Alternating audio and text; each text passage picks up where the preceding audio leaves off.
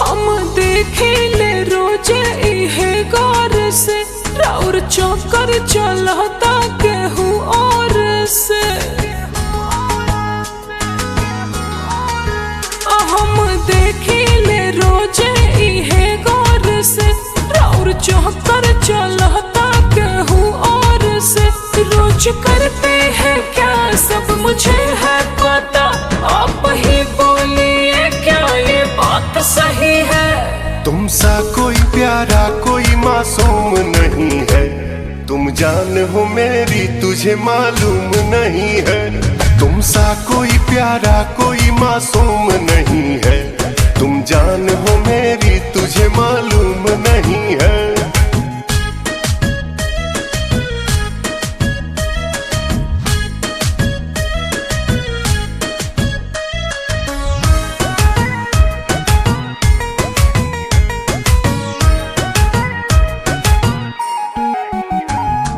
Daily राउर आना जाना लागल रहता, दिल पर हाथ धके देखई का कहता। हाँ डेली राउर आना जाना लागल रहता, तो दिल पर हाथ धके देखई का कहता।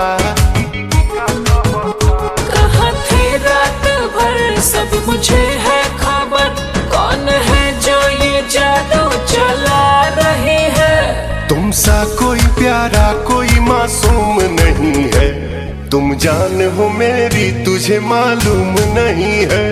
तुम सा कोई प्यारा कोई मासूम नहीं है, तुम जान हो मेरी तुझे मालूम नहीं है।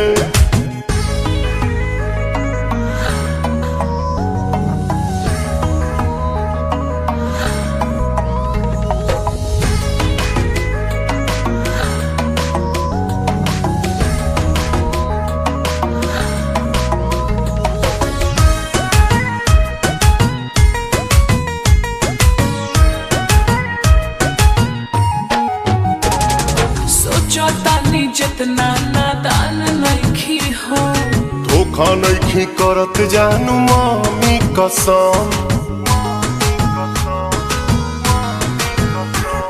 सोचा तानी जितना नादान नइखी हो, धोखा नइखी करत जानू मामी कसम। कैसे करे विश्वास रोशन हो बदमाश, पवन जिसका था डर हमको बात वही है। तुम सा कोई प्यारा कोई मासूम नहीं है, तुम जान हो मेरी तुझे मालूम नहीं है।